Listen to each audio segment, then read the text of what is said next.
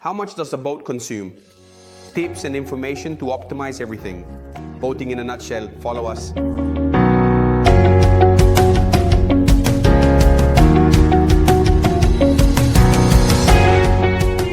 It's true, let's talk about it, it's clear. If you've already been boating, or you go boating, or you do often, these are arguments overused, reused, employed. Oh my, how many times do people ask me these things?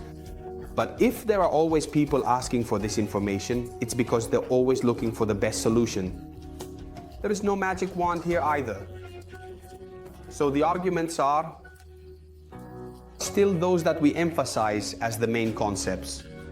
Let's go see them. Obviously, we are mainly talking about boats and classic vessels, so the hull. Single hull or twin hull motorboats.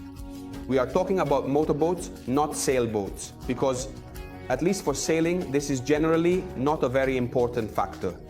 So for this type of boats, we analyze the importance of cruising speed, or the minimum planing speed.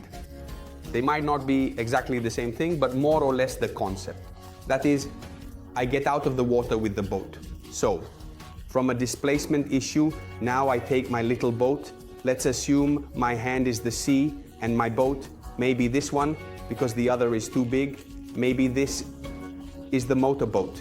Okay, it's submerged. Planing means that it pushes, goes and rests on the surface of the water, more or less slightly submerged. This is complete planing. At a certain point, if I decelerate, it starts to sink. So it begins to tilt backward. Thus, it submerges more towards the back in the water, losing the planing. In this phase, I'm consuming a lot. Why? Because I'm displacing a huge amount of water. The boat is weighed down and everything. Consequently, even if it's counterintuitive, if I accelerate, I bring the boat out of the water again and it's better. This is the minimum planing speed. So I also made a video where I show it at sea. In the water, because maybe I was at the lake, I don't remember. Having said that, it's true for me. The boat is resting on top. In this phase, I'm making the engine work as little as possible to keep the boat planing. And if you make it work less, like everything, it consumes less. So the silly trick is to accelerate fully. Immediately rev up to get the boat out of the water. Then once it's resting with the boat planing on the surface of the water, I decelerate until it doesn't sink at the stern. So I have to maintain it by reducing throttle until I see that the front doesn't lift up. If the boat stays like this and remains at, I don't know, 3000 RPM, at 3000 RPM, the boat is still like this, okay? If I want to bring the boat to 2500, but at 2500 it does this. That's not good, so I bring it back to 3, and that's optimal this way. I consume less. I cover many miles. Otherwise, if I don't feel like speeding, I just lower everything to 1000 RPM and go in displacement mode. Who cares in this case? I like being on the water and enjoying it slowly. Don't focus on the RPMs and the type of day, because everything can change. Not necessarily a lot, but it can also change significantly, not necessarily a lot, but still significantly. Depending on the sea conditions, so on a long wave, where the boat will have to go down, up, in a slow and continuous manner. Because maybe we have waves, long, I don't know, 8, 9, 10, 20 meters in length and not in height. Because if it's in height, I recommend staying at the restaurant in terms of length. The boat will behave in a certain way. If I have waves, it reminds me of the Strait of Bonifacio, where it feels like being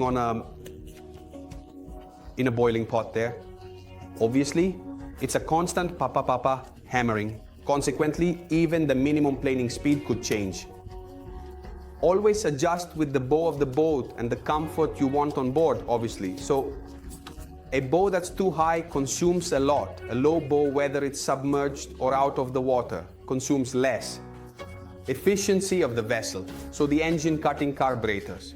That is, everything should function smoothly. And, well, absolutely, well, so do the servicing and all the maintenance that needs to be done every year. And besides this, there's also the hull, guys, too often too. Too often I receive requests or inquiries or questions about changing or increasing horsepower or changing the propeller.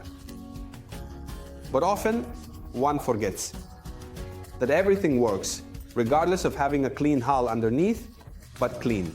It means nice, smooth, with a new anti-fouling coating.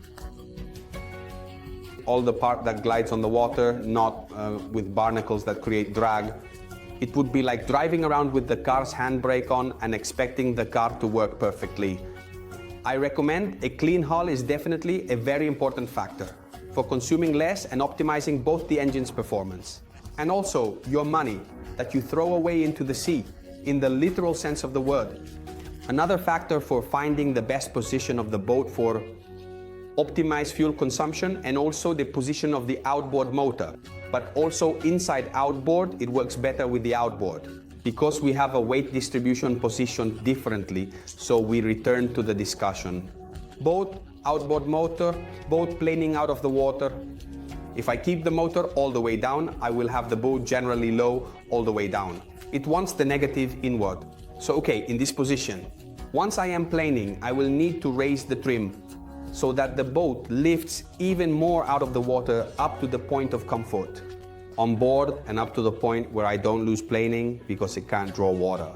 Rather than starting to porpoise, as they say, it starts doing this thing here. So it becomes not only uncomfortable but also counterproductive in terms of fuel consumption. Because the more you keep making the boat accelerate and brake, accelerate and brake, accelerate and brake, it will definitely increase the effort and strain on the engine to manage and maintain that type of speed. Then, lastly, of course, but because we are at the dawn, these are the technologies for my engine. Hybrid engines are arriving. They already exist for inboard and inboard-outboard engines. Hydrogen engines are coming. There are already small electric engines. So we will have different solutions in the coming years. Today we are in 2025, it might be that in 5-10 years. This video will be completely useless because we will have completely different solutions. I have no idea, or rather I do have some ideas, but I'm ready to completely refute them because maybe the future holds solutions for us that we don't think of today. Technology is truly making giant strides in this regard. So there are all these solutions that can be used in the future, but you also see the introduction or the arrival of foils in recent years. Foils are the little wings underneath. For example, we see them on the America's Cup sailing boats, which ensure that the boat has very little friction in the water. The consumption is drastically reduced. There are even 7-8 meter boats with electric motors with few horsepower, and they perform decently because they reach 30-40 knots, so they are also fast. Of course, the use of foils for traditional recreational boating, going up and down the trailer, up and down the ramp, is not really optimal. However, today I am no longer afraid of what the future holds. That said, for now keep these things in mind. And lastly, but equally important, pay attention to the weights you will put on the boat. Don't think that if you bring that thing today and leave it on the boat, then bring that other thing tomorrow and leave it on the boat. At some point, the boat will weigh you down. 3, 4, 500, 1,000 kilopolek. More than when you bought it a year and a half ago. 1,000 kilo, guys, is a huge amount on a boat, which might weigh maybe 7,000 or maybe even, who knows, 500 kilo more on a boat that weighed 2,000, guys. It's a lot. So be careful about what you bring on board and what you leave on board, because the weight obviously affects consumption of your boat. If you don't want to miss any of our videos, all you have to do is subscribe right here on this channel. All that's left for me to say is fair winds and always keep an eye on the weather.